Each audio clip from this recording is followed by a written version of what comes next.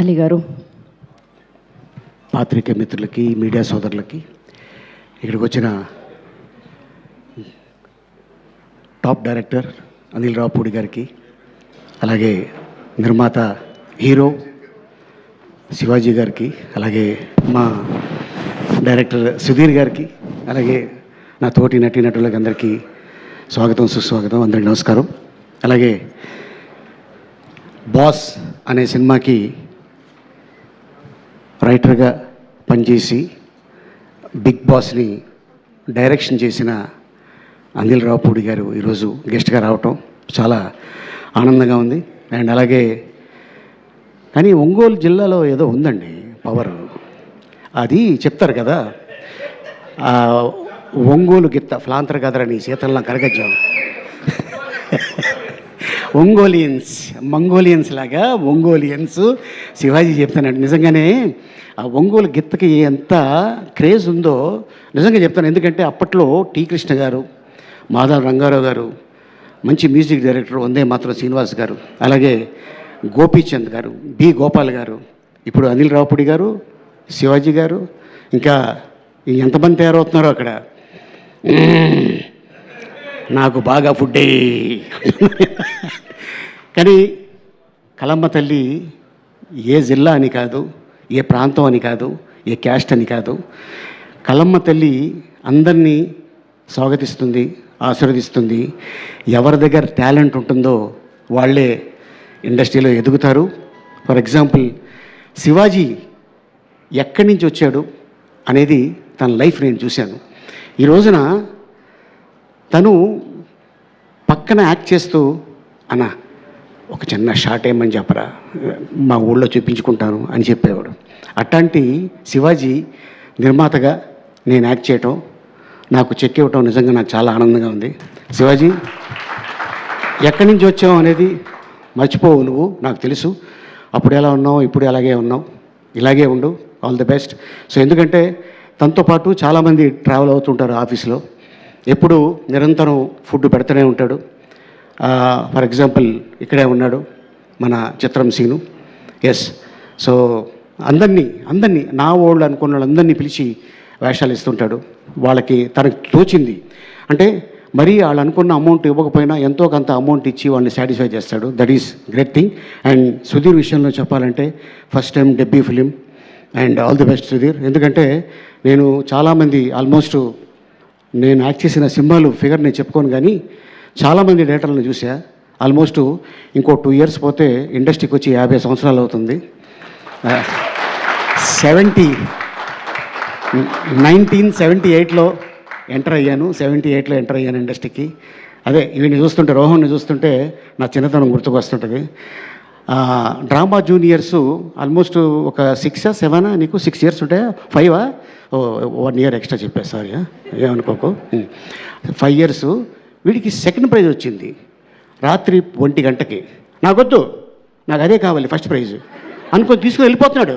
వాళ్ళమ్మ ఎవరే ఎవరే ఎవరే ఎవరే అని, వాళ్ళ అమ్మ మీ అమ్మగారు వచ్చారా, ఏమో ఎక్కడున్నారు, మీకు గుర్తుందా, అరే రే అలా తీసుకోకూడదురా అని చెప్తే ఈడు రాత్రి 1 గంటకి నేను కప్పు నన్ను తీసుకొని స్టూడియోబెట్టికి వెళ్ళిపోయాడు. మళ్ళీ ఆయన లాక్కొచ్చి అది కాదని చెప్పి ఆడికి ఒక స్వీట్ బాక్స్ ఇచ్చి మళ్ళీ ఒక చాక్లెట్ బాక్స్ ఇచ్చి సెకండ్ ప్రైజ్ ఇచ్చాను. కానీ అప్పుడే అనుకున్నా ఆడు నిజంగా చాలా పెద్ద యాక్టర్ అవుతాడని ఎందుకో నాకు అనిపించింది. మరి ఈ రోజున 90s సినిమా, ఎస్, అందులోనే ఫాదరు చనిపోయాడు అనుకొని సంప్రదాయని సూతిని సుతపు అని వస్తుంటే భలే ఉంది అనుకున్నా. కట్ చేస్తే అదే టైటిల్ తోటి ఈ రోజున శివాజీ నిర్మాతగా ఈటీవీ విన్నోళ్ళు ఆశీర్వాదంతో ఆ సినిమా తీస్తాడని నేను అనుకోలేదు. అండ్ లయ, సో స్వయంవరం, సో ఫస్ట్ తనతో మేము జర్నీ చేసాం. అండ్ ఈ రోజున మళ్ళీ తనకి చక్కగా పెళ్ళయి అమెరికా వెళ్ళి 2 పిల్లలు, మీ అమ్మాయి కూడా త్వరలోనే హీరోయిన్గా చూస్తాయేమో అనుకుంటున్నాం. అండ్ నువ్వే హీరోయిన్గా ఉన్నావు, మీ అమ్మాయి కూడా హీరోయిన్, అదేంటో. కానీ మీకు ఏం తింటారు, మీరు ఏమైనా తినేది ఏమైనా ఉందా అంటే నన్ను కూడా చాలామంది అడుగుతారు మీరు ఏం తింటారండి అని. నేను చెప్తాను నేనేం తింటాను. And Shivaji all the best. And director గురించి చెప్పాలంటే ఫస్ట్ డే రూమ్లోకి ఎంటర్ అయ్యి నా క్యారెక్టర్ చెప్పాడు ఆయన, సార్ ఇది సార్ ఇలా అనుకుంటున్నాను, ఓకే డన్ అని చెప్పి షూటింగ్కి వెళ్ళాం.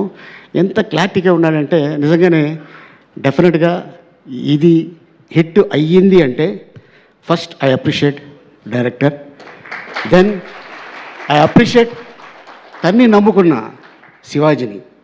ఎందుకంటే శివాజీ అనుకుంటే 90s తర్వాత ఒక పెద్ద డైరెక్టర్ తోటి జర్నీ చేయొచ్చు, కాకపోతే ఒక కొత్త డైరెక్టర్ తోటి జర్నీ చేశాడంటే ఇతని దగ్గర విషయం ఉంది కాబట్టి జర్నీ చేశాడు.